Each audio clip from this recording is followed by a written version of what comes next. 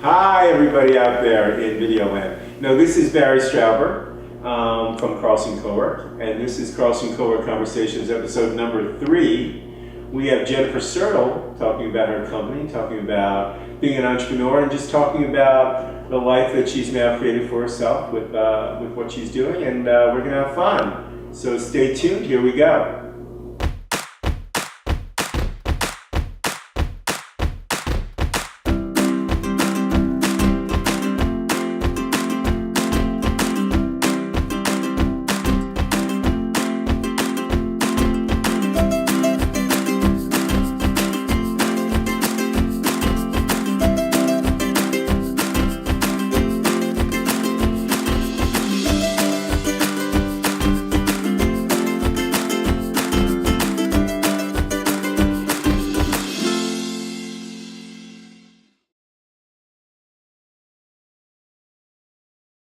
Jennifer Sertl is in the house. We want to talk to you a little bit about your company, Okay. and then just find out a little bit about yourself, and then we'll go into other topics. So tell me a little bit about Agility 3R. Well, so I'm originally from Boulder, Colorado, and I studied existential philosophy and then moved to Rochester, New York when I was 24, and immediately went into call center management and worked at Frontier Corporation and also Blue Cross Blue Shield, and worked for companies that had over 1,000 employees.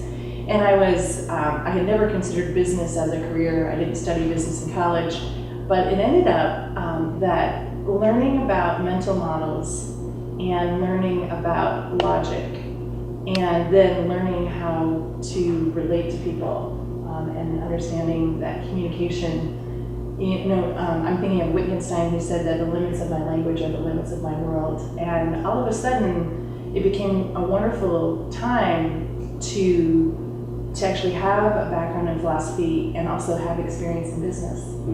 And so I started a very corporate career and ran into a point where I felt that I was working for an organization that was doing quite well, and they were actually the best in their category across the country.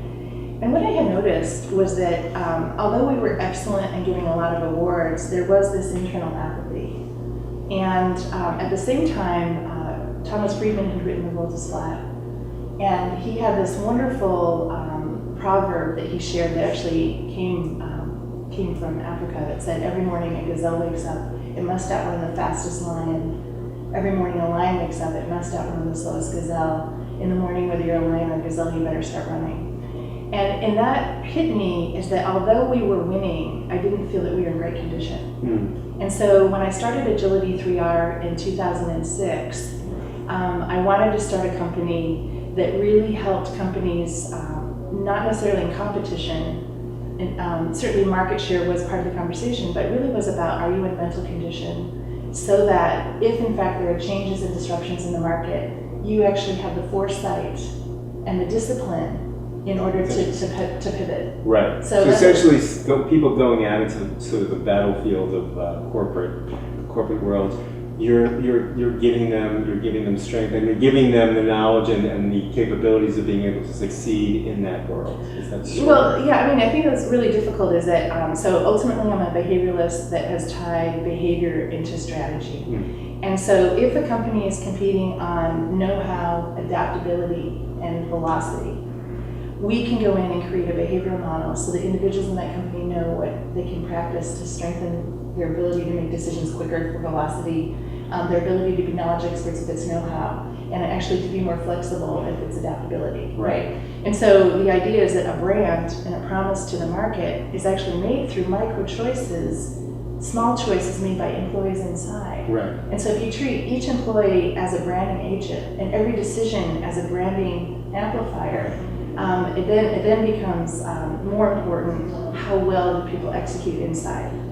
And so it's been a lot of fun, but I know I still need to work on how to make it more concrete. No, it's so interesting. I mean, so the name Agility then. Yeah. What was the thinking behind that then? Well, Because now I see sort of the synergies between what you're doing and being nimble and agile. Absolutely, and this is where I was so excited because it literally came like a download, is that if in fact I wanted to help people in mental conditioning, I wanted to help them with agility. And then it became, well, what is agility? Right. Agility is resilience, responsiveness, and reflection. Right. Resilience is how well do we recover and how well can we handle diversity, right? Responsiveness is how alert are we? And rather than respond, it's more about how well are we at anticipating. Because if you're truly responsive, you're actually seeing patterns, and then if you see a pattern first, you actually have more lead time to respond. And then reflection is the ability to actually look at things and find patterns. And also allow for synthesis. We are living in an environment where everything is about acquisition.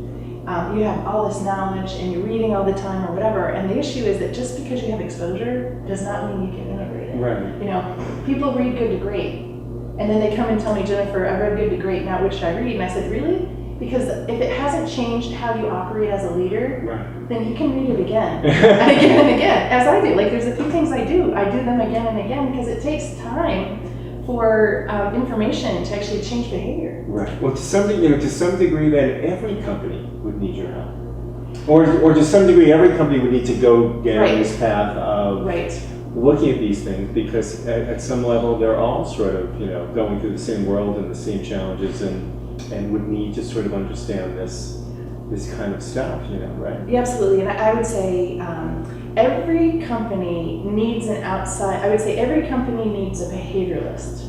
Every company needs a futurist. Every company needs an advisor, because sometimes the way you think and act, everyone around you thinks and acts the same way.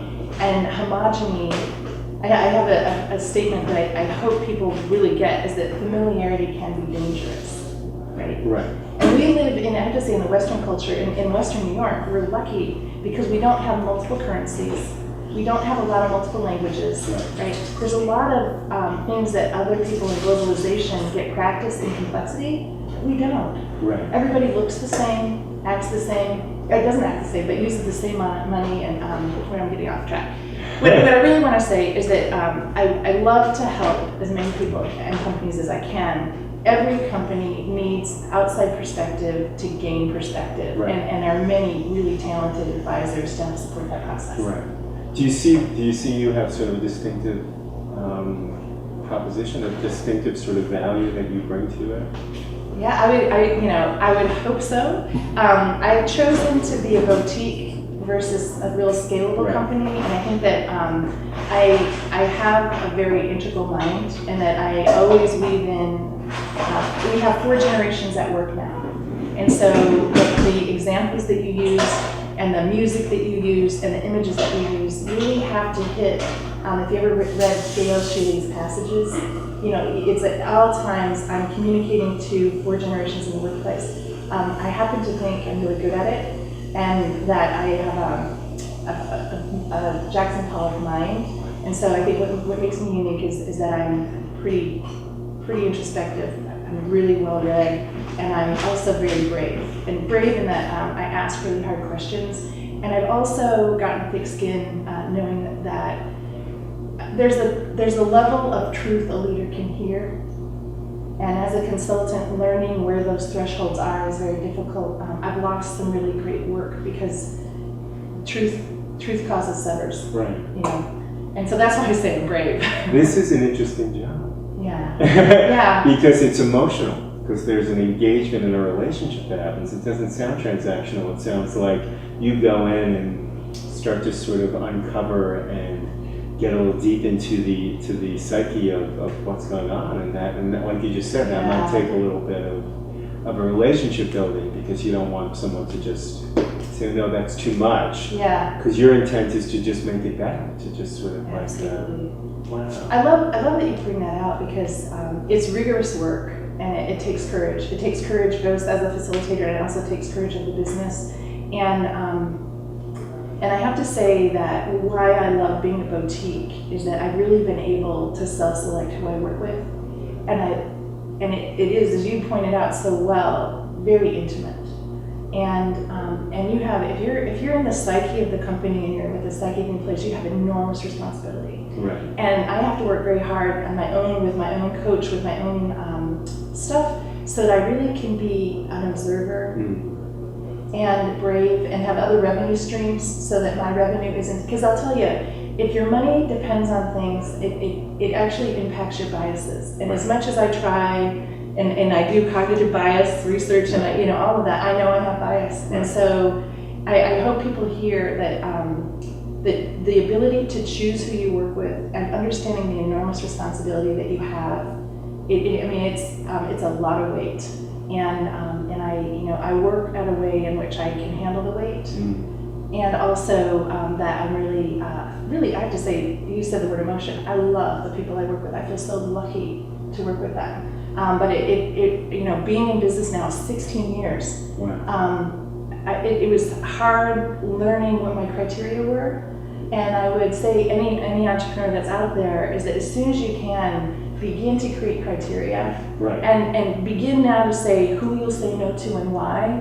Because as you begin to do that early on, not only do you actually create more specificity, it just makes it easier because you will have to say, no, I don't want to work with you. Right. It's a hard conversation to have. But the best thing you can do. It is the best thing you can do. Yeah, because you won't be successful. You won't be successful. And I think that if you really want to differentiate yourself, you differentiate yourself more by what you say no to than what you say yes to. Yeah, in business I would say like the deselection. Oh, yes, absolutely. Yeah. Absolutely. Because it makes you sort of stand out as someone who knows who you are. Yes.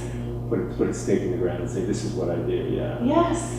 This sort of segues really nicely into who you are as a person. Yeah. And I know you a little bit. I know, and the interesting sort of aspect of your personality, you would almost have to have a very sort of interesting personality to be able to do a job like that. Yeah. You'd have to be compassionate and understand the psyche of people in really stressful situations. And does your sort of inner DNA work well with the job every day? Is that why you seem to love it? Is because you've matched the passion that you have inside of you to help people, so now you can do this job every day in a way that makes sense for you, that maybe somebody else would have a hard time going into? I think what I would like to do is ask that everyone hearing this program think about what they did naturally between the ages of 5 and 8. Between the ages of 5 and 8, you don't yet experience shame or feel as much pressure, although it's changing, right, of what you think you should do.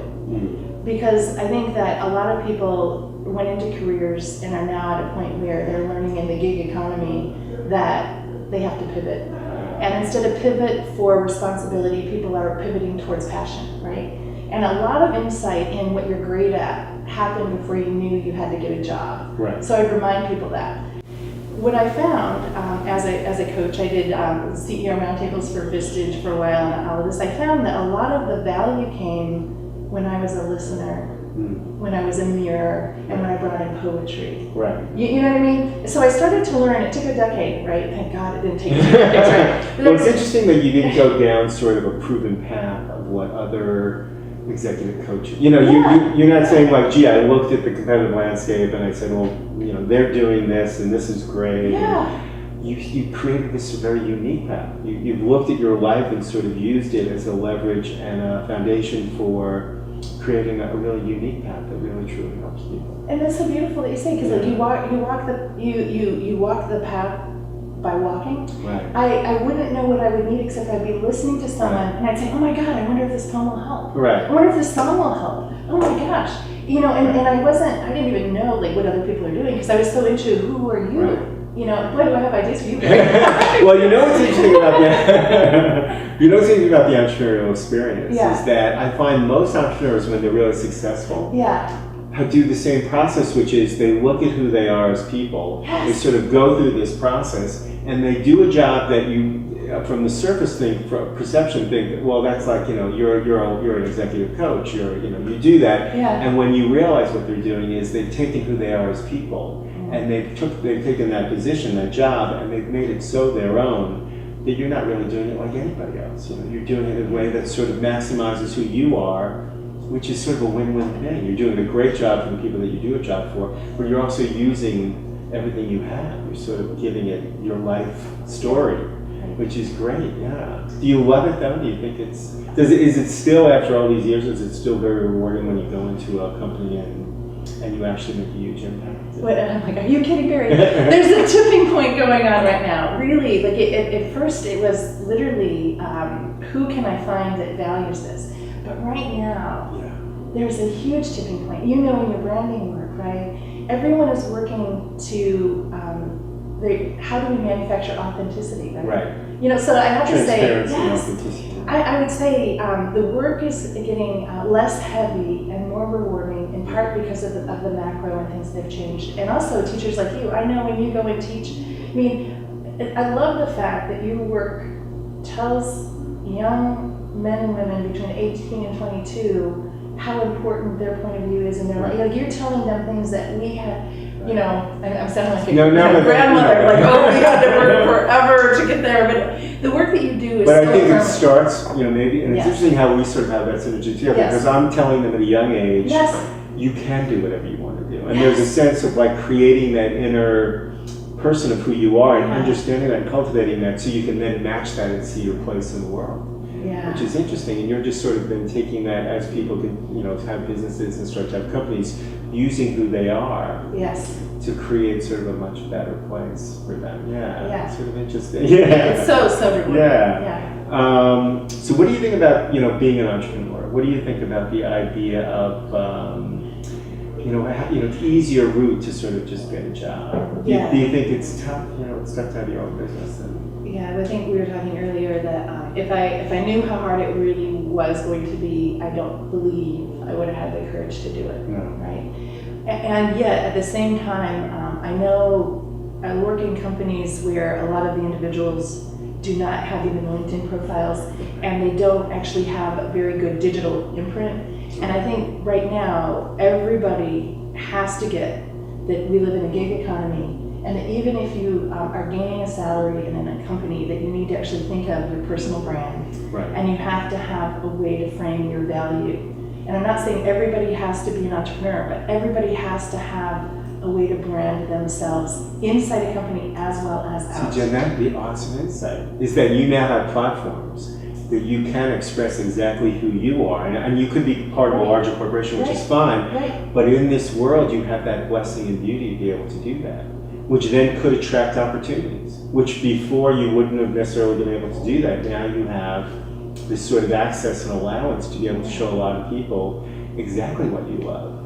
And everyone should do that, yeah, even if you are part of a company, a traditional company. Yeah, and imagine a company that has, say, 100 employees or even 200 employees, or I don't know what small business is, and I don't want to alienate anyone on this program, but the idea is that if you have a company that has 70 beautiful profiles of people that are really clear on who they are, And working a with your unique company. sort of sense in Yeah. each of them.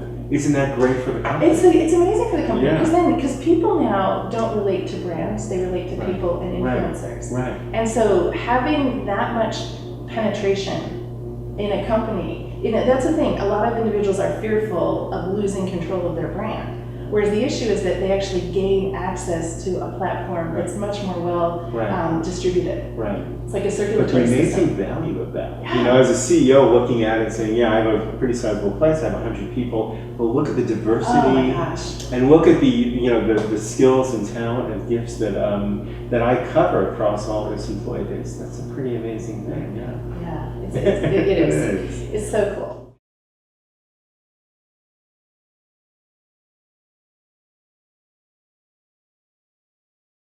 Support and people coming alongside and helping you through the entrepreneurial journey, is that important? You know, it sort of goes along with the it takes a village concept. You know, It totally does. Do you need help from other people, like-minded people that are? Yeah, and I have to say it's an amazing point for you to be asking me right now, Barry, because I think where I have been successful, where I need to, is that, have you ever heard that saying, what got you here won't get you there? Right. While I think I've built a platform and have a lot of respect, I haven't done so well as building champions. And I am learning and wanting to be better in order to actually have people champion me in my work. And I think like it is necessary to have that pro sort of, yes. Recommendation. You know, like Absolutely. the inspiration from other people to say this is good. You know, Right. you need to stay on this track. Right. You need to do that. Yeah. But I'm talking beyond affirmation, right? I mean, I do believe that it's almost like Maslow's hierarchy of needs. Yeah. You get to credibility, you get referrals, you do that. Right. But being champion is very different. You know, to be infectious, that someone hears your message and says, I need someone to hear this. Right. Let me help build that bridge. Right. I haven't been as successful as I will be. Right. You know, I'm trying to practice. But you're looking at that now. Yeah. Yeah. So this is the thing, is that skill alone, clarity alone, a platform with clarity and brand and digital imprint alone will get you to a threshold. Right. When you get to that threshold, you really need people to fall in love with you. Right. And you need to manage and nurture just like you would a bonsai. Right. And, That's a great you know, analogy. luckily Jim Dolce, this is good because he works for Fujifilm and he's also, I hope, geez, this isn't too But I controversial. love the bonsai. But he's taught me the idea of cultivation. And the beautiful word I learned from him is about cultivation. And so building a platform and cultivating are very different skill sets. And so I will say I'm a learner now relative to how to cultivate. Right. And I just want everyone to But hear that's that's good that you're a at that stage. stage now, you know, Yes. and you can start diving into Yes. it. Yeah. And what I want to model here is that you have to be a learner the whole time. Right. And you know, like I'm earnest in I want to be great at this. I want to project that I'm successful. Like I want to figure it out. Whatever. I do not. Right. I'm learning new skill sets, and it causes levels of vulnerability that are scary.